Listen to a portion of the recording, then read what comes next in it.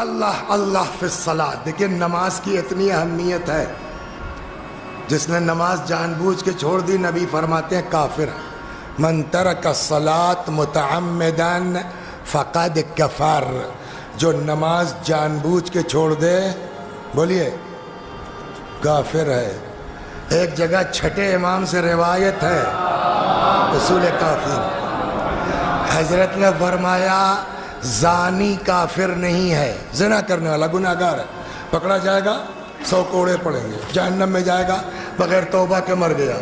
زانی کافر نہیں ہے، مگر نماز نہ پڑھنے والا بولیے کافر ہے. الصلاۃ عمود الدین، نماز دین کا. اتنی اہمیت کے باوجود پہلے کیا فرمایا؟ تقوی، اس کے بعد اتحاد، اس کے بعد صلہ رحم، اس کے بعد یتیم، ہے نا. اس کا مطلب یہ ہے کہ آپ لاکھ نماز پڑھتے ہیں، یتیموں پر توجہ نہیں، اس نماز سے کیا فائدہ ہے؟ رشتہ داروں سے جھگڑا ہے، اس نماز سے کیا فائدہ ہے؟ پہلے اپنے کو اتنا ٹھیک کرو تب آگے کہو سبحان ربی الاعلی و بحمدہ صلوات محمد.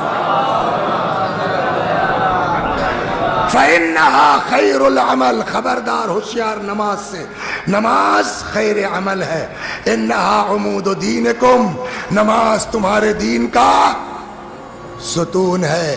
آپ بزرگوں سے معافی کے ساتھ، میرے بچوں، امام نے کہا ہے نماز نہ پڑھنے والا کافر ہے. راوی کہتا ہے جب چھٹے امام کی شہادت ہو گئی، میں موجود نہیں تھا مدینے میں، بعد میں آیا تعزیت کے لیے. میں نے پوچھا بھیا کچھ بتاؤ، چلتے چلتے امام نے کیا فرمایا؟ تو وہاں مجھ کو بتایا گیا جب امام صادق سلام اللہ علیہ کو یہ اندازہ ہو گیا کہ اب یہ دنیا چھوڑ رہا ہوں، فرمایا جس کا مجھ سے ذرہ برابر بھی کوئی رشتہ ناتا سب کو اکٹھا کرو. سب کو امام کے سامنے اکٹھا کیا گیا اور امام نے جاتے جاتے فرمایا کہ سن لو، سب تک یہ پیغام پہنچا دو، جو نماز کو ہلکا سمجھے گا ہم اس کی شفاعت نہیں کریں گے. اب بچا کیا ہے؟ اہل بیت جو چاہے وہ ہو سکتا ہے، لیکن اگر اہل بیت ہی کہہ دے ہم سب کے بارے میں جگاڑ لگا دیں گے، بے نمازی کے بارے میں بھیا ہم نہیں بولیں گے، کہاں جائیں گے ہم؟ صلوات بر محمد. خوب. اللہ اللہ فی الزکاۃ، زکات فإنها تطفئ غضب ربکم، غضب ربکم، یہ زکات تمہارے اللہ کے غضب کو ٹھنڈا کرتی ہے. اللہ اللہ فی شہر رمضان، ماہ مبارک رمضان، فإن صیامہ جنۃ من النار، روزے رمضان کے جہنم کی آگ کے لیے سپر ہیں. اللہ اللہ فی الفقراء والمساکین، فقیر مسکین، اللہ فشارکوہم فی معایشکم، ان کو اپنے رزق و روزی میں شامل کرو، اپنے کھانے میں شامل کرو.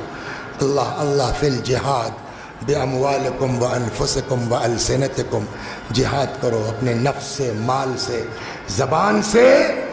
اللہ اللہ فی ذریت نبیکم، ہوشیار اولاد رسول، خبردار ایسا نہ ہو کہ تمہارے ہوتے ہوئے اولاد پیغمبر پر ظلم ہو جائے اور تم کچھ کر سکتے ہو اور نہ کرو. خبردار. فلا یظلمن بحضرتکم، خبردار تمہارے ہوتے ہوئے اولاد نبی پر کوئی ظلم ہونے نہ پائے. تو اگر یہ جملہ قیامت تک کے لیے ہے تو ایک تو مطلب یہ ہے آج ذریت پیغمبر میں ایک امام موجود ہے، لیکن اس کا مطلب یہ بھی ہو سکتا ہے عام سادات کرام، خبردار تمہارے نبی کا خون ان کے جسم میں ہے، تمہارے ہوتے ہوئے اولاد رسول کسی سید پر ظلم نہ ہونے پائے، یہ بھی مطلب ہو سکتا ہے. وَأَنْتُمْ تَقْدِرُونَ عَلَى الدَّفْعِ عَنْهُمْ، جبکہ تم اس کے مقابلے میں سپر بن سکتے ہو. اللہ اللہ فی اصحاب نبیکم، پیغمبر کے صحابہ ان کا خیال رکھنا، لیکن ہر کا نہیں. الذین لم یحدثوا حدثا، وہ صحابہ جنہوں نے نبی کے بعد کوئی بدعت نہ کی ہو.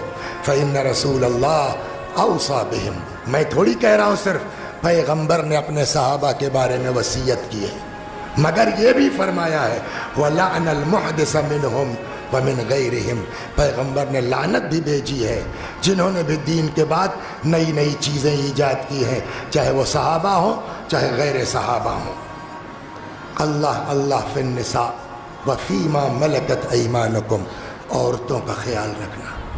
پیغمبر نے آخری بات جو فرمائی وہ یہی فرمائی، اوصیکم بالضعیفین، میں تم لوگوں کو دو کمزوروں کے بارے میں وصیت کرتا ہوں، ایک عورت اور ایک فیما ملکت ایمانکم۔ اب اس زمانے میں غلام و کنیز تو نہیں ہے، مطلب یہ جو بھی تمہارے انڈر میں ہے، جاب کر رہا ہے تمہارا، خبردار اس سے ہوشیار رہنا۔ ایک روایت میں تو یہاں تک ہے کہ اگر کوئی اپنی بیوی کو مارتا ہے، کل کو خدا مالک سے جہنم کے دروغہ سے کہے گا ایک تماچے کے بدلے 70 تماچا مارو جس نے بھی اپنی بیوی کے اوپر ہاتھ اٹھایا ہے۔ لا تخافوا فی اللہ لومۃ لائم، خبردار خدا کے معاملے میں کسی کی ملامت کا خوف مت کھاؤ۔ یکفکم اللہ من آذاکم وبغى علیکم، اللہ تمہارے لیے انف ہے۔ جلدی جلدی، قولوا للناس حسنا کما امرکم اللہ، لوگوں سے ڈھنگ سے بات کرو، پیار سے بات کرو، مسکرا کے بات کرو۔ ولا تترکوا الامر بالمعروف، آج ہی ہم پر پڑ رہی ہے مولا کی وصیت، خبردار امر بالمعروف مت چھوڑنا، نہی عن المنکر مت چھوڑنا، لوگوں کو نیکیوں کا حکم دیتے رہنا، برائیوں سے منع کرتے رہنا۔ پتہ ہے سزا کیا بتائی ہے مولا نے؟ امر بالمعروف اگر چھوڑ دو گے، نہی عن المنکر اگر چھوڑ دو گے، فیولی اللہ امرکم شرارکم، اللہ تمہارے اوپر غنڈوں کو حاکم بنا دے گا، بدماشوں کو، اشرار کو۔ ثم تدعون فلا یستجاب لکم علیہ، پھر عالم یہ ہوگا تم گڑ گڑا کے دعا مانگو گے، اللہ تمہاری دعا قبول نہیں کرے گا اگر امر بالمعروف چھوڑ دیا۔